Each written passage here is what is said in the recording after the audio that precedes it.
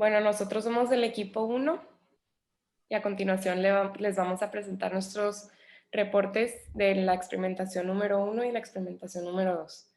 El equipo está compuesto por Lisette, Benavides, Victoria Llamas, Guillermo Enrique, Rafael Araiza y Fernando José. Bueno, vamos a empezar un poquito a hablar de lo que sería la teoría de este experimento. Tenemos lo que es el teorema de Torricelli, el cual estudia la velocidad con la que se derrama el fluido dentro del frasco de Marriott. Bueno, este análisis puede ser más completo, de una forma más precisa, si se tienen las velocidades, los tiempos, alturas y áreas de todo lo que se realizó durante el experimento. Del otro lado tenemos la presión de un fluido, que pues esto es básicamente que la presión total del fluido es igual a la presión atmosférica más la densidad por la gravedad por la altura del fluido, y pues así conocemos la presión dependiendo de la altura o los datos que se nos den. ¿Podrías poner, por favor? Bueno, también tenemos nuestra ecuación de continuidad, la cual nos dice que no existe el cambio en el flujo de volumen durante el recorrido dentro del tubo, así que pues se asume que este fluido no se puede comprimir. Y por último, pues lo que vamos a hacer, lo que hacemos de experimento, que es el frasco de Marriott, que es la aplicación directa de la mecánica de fluidos, que permite observar la aplicación de la ecuación de Bernoulli y la de ecuación de continuidad. Estas son algunas de las ecuaciones que utilizamos a lo largo de los dos experimentos. Esto es especialmente en el experimento 1, que consistió principalmente en estudiar la velocidad de salida del líquido a través del teorema de Torricelli, que permite conocer este valor. Y luego calculamos el flujo con la ecuación de continuidad, que dice que el flujo en un intervalo de tiempo de volumen es constante, entonces multiplicamos área por velocidad y podemos igualar esto en cualquier punto. La ecuación de Bernoulli fue más que nada para entender de manera conceptual cómo se relaciona la altura del fluido o su nivel con la velocidad de salida y con la presión. Y utilizamos esta ecuación de la velocidad media del nivel del agua, que permite conocer esta cambio de alturas en un cambio de tiempo. Para el segundo experimento utilizamos la ecuación de los mínimos cuadrados para conocer la pendiente y así ver la velocidad de la superficie libre del líquido. De igual manera, posteriormente en el reporte se permitió igualar esta velocidad a la expresión que tenemos a la derecha, y luego pudimos utilizar la pendiente de mínimos cuadrados otra vez para conocer esta relación de m con h, que permite conocer esta velocidad para poder calcular así la aceleración de la gravedad con esta fórmula, que simplemente es un despeje de la que se muestra en la esquina derecha superior. Bueno, estas fueron algunas mediciones que tomamos tanto en el experimento 1 como en el experimento 2. Lo primero fueron los diámetros de lo que estaba compuesto el tanque de Marriott, y fue el diámetro superior del tanque, también el diámetro del popote que se utilizó como orificio de salida. También se tomaron las mediciones de las alturas. La altura H, como se conoce, es la altura inferior de donde termina el popote que está a la presión atmosférica con donde inicia el orificio de salida. Y la H minúscula es la que representa el nivel del agua que está dentro del tanque. Y bueno, también se tomó las medidas del tiempo, como en el segundo experimento se conoce, se tomó cuánto tiempo se tardó en reducir 0.5 centímetros.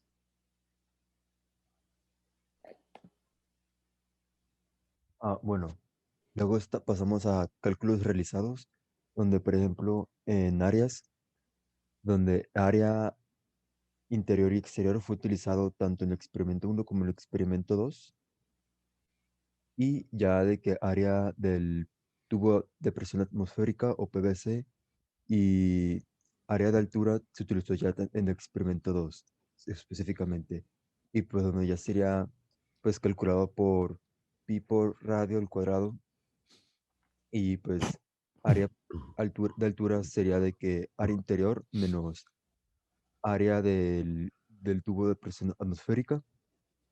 Y luego también hicimos cálculos del flujo del interior y exterior y en velocidades con fórmulas que mencionaron anteriormente de la velocidad con dependencia lineal con h.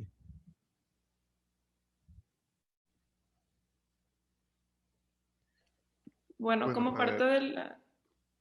perdón. Como parte de la experimentación individual, este fue mi arreglo experimental, que consiste en el tubo, el que tenía una sección cilíndrica, los dos popotes, el de drenaje y el de presión atmosférica, instrumentos de medición, y se selló con plastilina y silicón. Y en la derecha podemos observar los resultados obtenidos de ambos experimentos. En el primer experimento se compara los valores teóricos con lo experimental y se puede observar que no se aprecia casi la velocidad constante antes de que el, el nivel del agua rebase el nivel del tubo de presión atmosférica. Sin embargo, para el segundo experimento, como se extendió el largo de este tubo, sí se alcanzó a notar esta diferencia y se pudo calcular con la fórmula de mínimos cuadrados la velocidad con que va disminuyendo este nivel, que se mantuvo prácticamente constante, y esto permitió después conocer la aceleración de la gravedad para las tres alturas con las que se experimentó, y una cuarta que representa una regresión que se realizó de nueva manera, ya que esta velocidad es directamente proporcional a la altura h mayúscula y una constante m. Entonces se pudo calcular el valor de esta constante.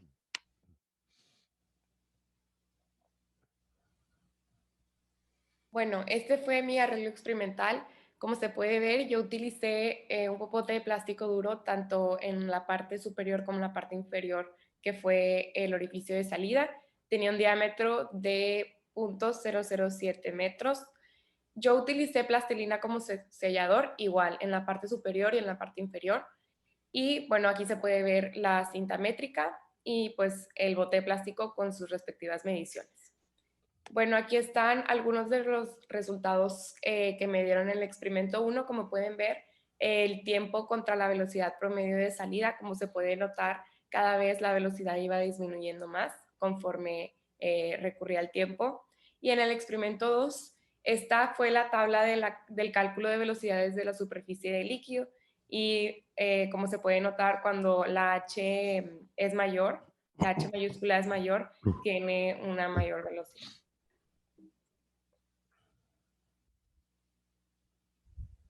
Bueno, este es mi arreglo experimental y como podemos ver, pues aquí está mi tubo de presión atmosférica o tubo PVC que utilicé yo, que fue de 0.023 metros de diámetro, una longitud de 0.26 metros de altura y con medidas del tanque pues de 0.121 metros y 0.35 de altura y con 0.15 de altura cilíndrica. Y también luego, yo para el sellado no lo noté aquí, pero usé silicón y silicón caliente.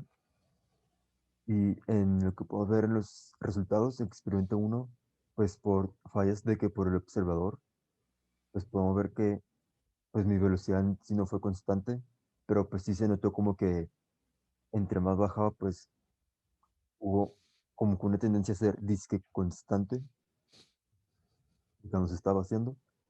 En el experimento 2 se notó también que entre más era la altura, más se incrementaba la velocidad.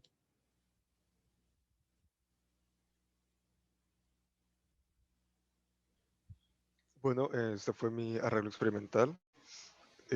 Ocupó un recipiente plástico con una altura del agua normalmente a 25 centímetros y se le puso una graduación, además de la regla. El tubo que se utilizó fue de plástico de 1 centímetro de diámetro y ocupó un bote de salida de 5 milímetros. A la derecha se pueden observar la gráfica de la relación del nivel del agua con respecto al tiempo, y la tabla es la representación de las distintas alturas a las que se puso el tubo de entrada, perdón, el tubo de entrada junto con la velocidad de salida que tenía en cada uno de los niveles.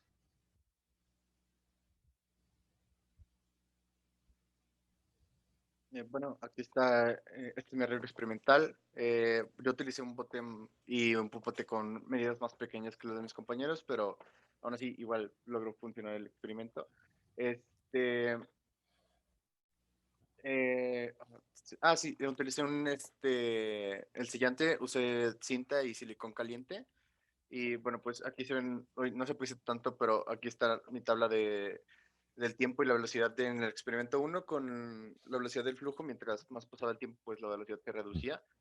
Y asimismo también pues puse una gráfica cuando el popote estaba a una altura diferente, pero no puse la de los demás, pero al igual que mis compañeros, mientras aumentaba la altura, la velocidad también aumentaba.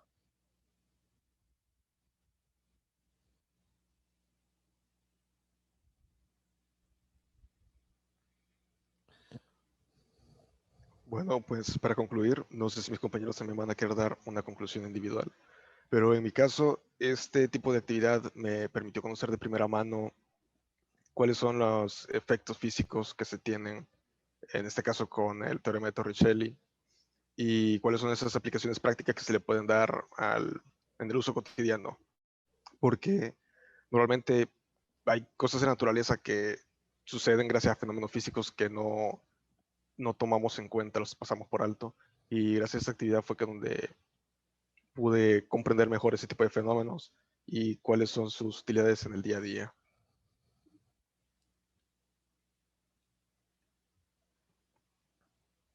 No sé si alguien más tiene otra conclusión que dar.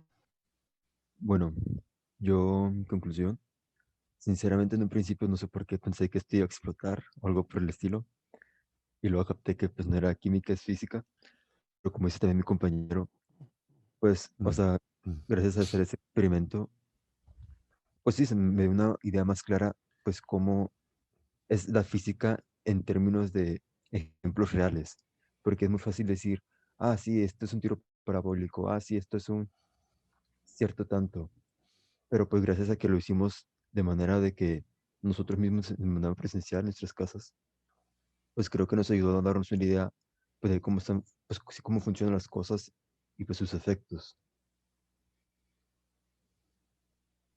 Bueno, yo la verdad creo que para aprender de manera correcta, de manera como más completa, la experimentación fue una muy buena manera en la que yo pude conocer estos conceptos físicos.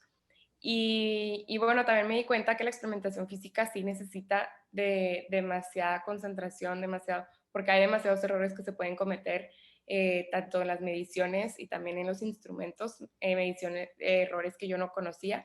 Entonces, esto me dejó muy impactada de cómo los datos pueden variar dependiendo a ciertos tipos de errores y las incertidumbres que se pueden pues, tomar en cuenta.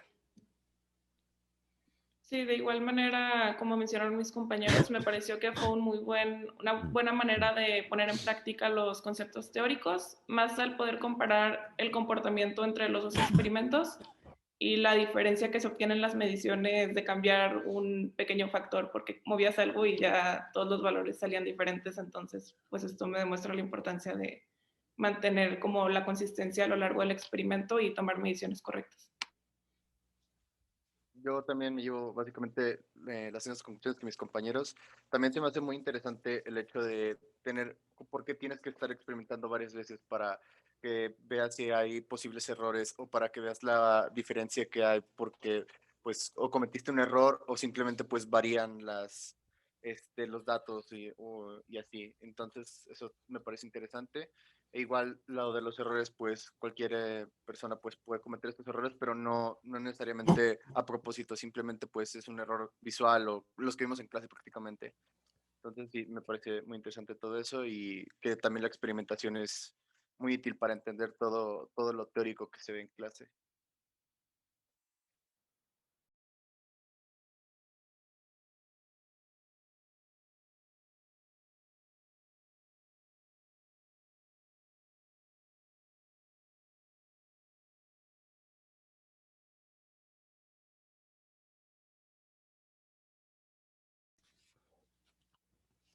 Muchas gracias, muchachos. Dejen de compartir, por favor.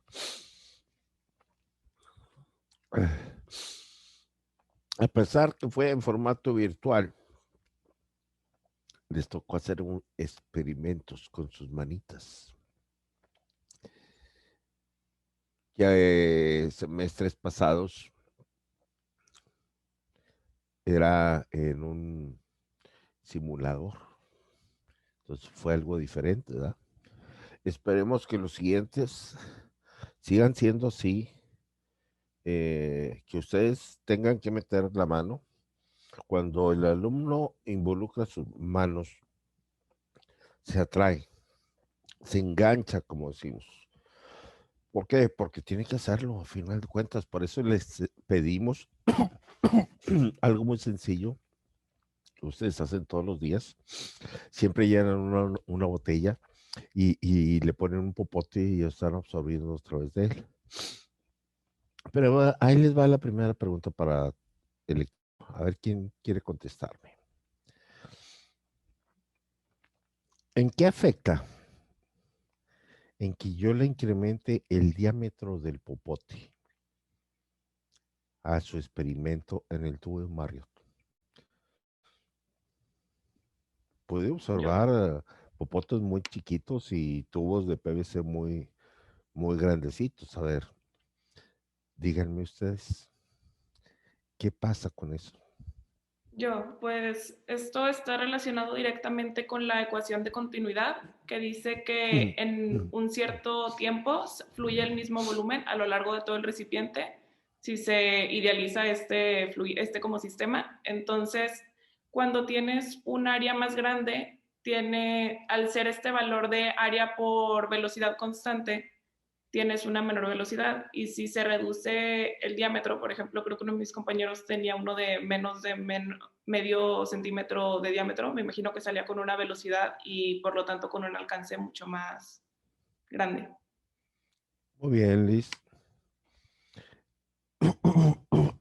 A ver, Guillermo, por ese popotito, ¿qué está entrando? ¿Qué tipo de presión o fuerza existe a través del popote de Mario que está en el centro, el que pusiste en el centro de tu recipiente? Bueno, lo que entra por ahí es la presión atmosférica, si no me equivoco. Es correcto. Fernando Cabrera, ¿qué presión tienes dentro de tu vaso, de tu recipiente? Tenías agua y tenías algo arriba, un aire. Dime, ¿qué presión tenías? Pues diría que sería presión barométrica, pero no estoy tan familiarizado con el concepto. Pero sí, parte de la presión atmosférica también influía en toda esa parte del aire que estaba sobre la superficie del agua. Es presión manométrica. Sí, barométrica, ¿verdad? Manométrica. Manométrica. ¿Cuál es la ecuación de la presión manométrica? ¿Qué involucra? Si Fernando no puede contestar, Rafael y Victoria pueden contestarla.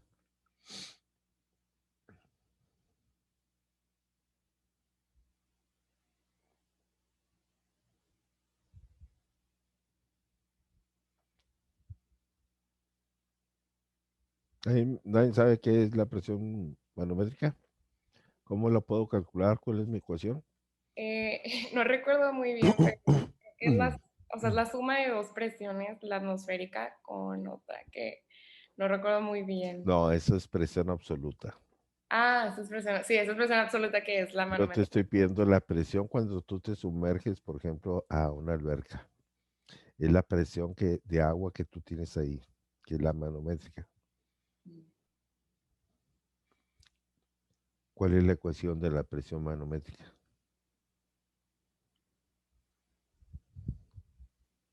Yo le puedo contestar, pero no sé. Dígamela.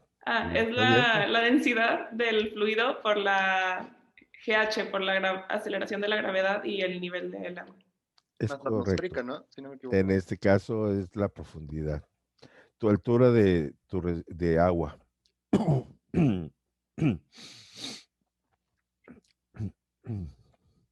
A ver, Rafael, ¿por qué burbujea el popote? Por el aire, profe. Ya sé que es aire. Bueno, Explícamelo físicamente. Si yo tengo un diámetro muy grande o un diámetro pequeñito, ¿por qué en uno burbujea muy fuerte, muy rápido, muy constante y en el otro, menos? bueno, pues en el caso cuando yo grabé experimento, profe, pues en un principio, como el nivel del agua está arriba del popote o el tubo de presión atmosférica, pues en sí el aire, pues no, bueno, de que el aire que estaba dentro como que se intentaba escapar y al intentar escapar, pues hacía de que dis- no distribuciones, disturbaciones, ay, ¿cómo se dice la palabra? Eh, bueno, sí, disturbaciones en el agua que hace que el agua, o sea, por querer el aire que se quedó dentro atrapado quiera salir, empieza de que pues sí como a burbujear y hace que el nivel del agua empiece a bajar al nivel bajo del tubo de presión atmosférica, es cuando ahora sí el agua ya empieza a bajar de manera de que pues constante y sin, de manera constante y ya A sin ver, burbujear. Rafael, a ver, a ver. A ver, yo lo que podría agregarle a lo que mi A ver. compañero estaba diciendo es que el burbujeo se debe al equilibrio de las presiones, ya que la presión que está dentro del recipiente a la que está en la atmósfera son diferentes. Entonces, al haber una conexión directa que es por el tubo, se genera un equilibrio de presiones. Por eso es de que Entra una surge ese presión burbujeo. atmosférica a través del popote. Ujú, correcto. ¿Y qué es más grande, Victoria? ¿Presión atmosférica que tienes en tu recipiente o presión manométrica? La presión atmosférica, ¿no? ¿Por qué? Porque es la que tiene, o sea, la presión que se ejerce porque esa es la presión que tiene el tubo, pues el tubo en donde se mide, o sea, bueno, el tubo en de donde está el agua adentro, entonces ahí es en donde se ejerce toda la presión para que pueda hacer la salida a una velocidad, ya sea mayor o menor. A ver, Guillermo, ¿sabes tú cuál es la presión atmosférica ¿El que valor tienes? exacto? Sí, Mm, me lo sé en atmósfera. Vaya, es una atmósfera, pero en pascales no estoy seguro. es una atmósfera. Pascales. Esto lo No, ven todos los pascales no días lo en sé. la televisión, cuando ven el reporte del clima. Háganle caso cuando haya las noticias que está diciendo qué es lo que aparece en pantalla. Es 1.03 por 10 a las 5 pascales, equivalente a 101.3 kilopascales de presión atmosférica. ¿Cuánta presión tenemos manométrica? En el caso de su experimento 2. Ya Liz nos dijo, es la densidad, la gravedad y la profundidad o la altura del nivel del agua.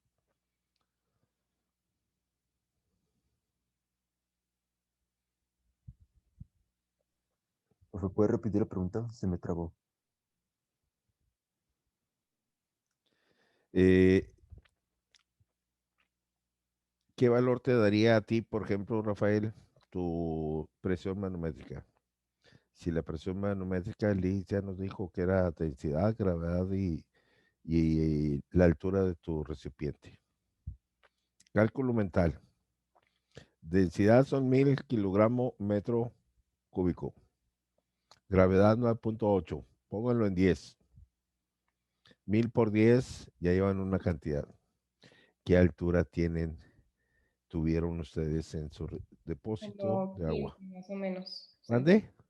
Yo como 15 centímetros más o menos. Con nivel de agua. Ajá. 15 por 10 por 1000, ¿cuánto te da? Necesitas calculadora. 150,000.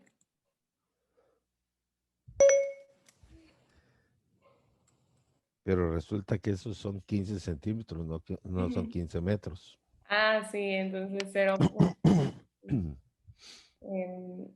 Ay, profe, no tengo una calculadora a la mano.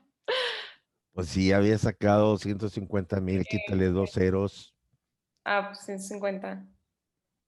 No, 1,500, ¿no? Sí, ¿no? Sí, o sea, de 150,000 1500. centímetros es 1500 centímetros. 1500 metros. 1500. Y 1500. Conviértelos a kilopascales. 1.5. 1.5.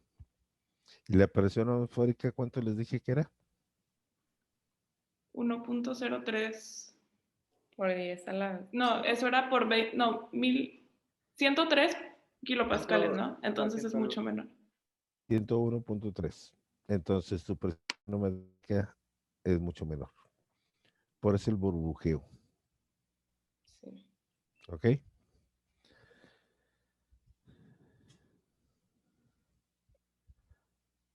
Muy bien, muchachos. Muchísimas gracias. Nada más quería saber si habían hecho y entendido los experimentos. Todos los días, todas las cosas que hagan ustedes, para todos están aplicando física. ¿Ok? Para todo. Lo que estén viendo en clase, procuren relacionarlo con la vida real. Todo lo que ven en clase se aplica en la vida real. Nada más sepan interpretarlo y cómo usarlo. Si lo hacen de esta manera, sus cursos van a ser más fáciles. Le van a entender más rápido las cosas. Cuando vean, ya vieron las leyes de Newton, energías. Entonces ustedes están haciendo constantemente conceptos de energía, conceptos de torque, producto cruz, producto punto. El siguiente periodo, ¿qué van a llevar? Circuitos eléctricos. Están llevando termodinámica. Sí, profe. Entonces, sistemas eléctricos lo tienen que aplicar a la vida real. Y es más, y lo traen ahorita aquí.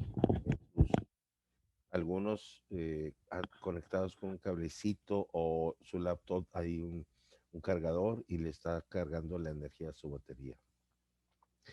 La energía de su casa, eso es lo que van a ver.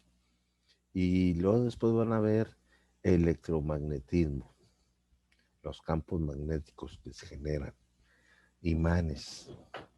Entonces, todo lo que hagan en la vida real son conceptos que van a estar viendo aquí en los cursos. No solamente en física, también en matemáticas. Algunos que son de carrera de ingeniería química, pues van a tener que hacer conceptos de ingeniería química, ¿verdad? Entender que la sal es cloruro de sodio. Porque ahora ya los productos que les venden dicen alto en cloruro de sodio. ¿Qué es eso? Pues es lo que conocemos como sal, en otras palabras. Pero no relacionamos. ¿Y el azúcar qué es? ¿Qué ecuación será? Glucosa. ¿Eh? Glucosa. Es glucosa. Y es lo que nos da a nosotros, ¿verdad? Si padecemos tenemos problemas de que no procesamos bien el azúcar, estas energías que comemos. Muy bien, chicos, los dejo. Váyanse a descansar. Muchas gracias. Muchas Los gracias, felicito. profe. Gracias, profe. Gracias, profe. Me voy con otro equipo.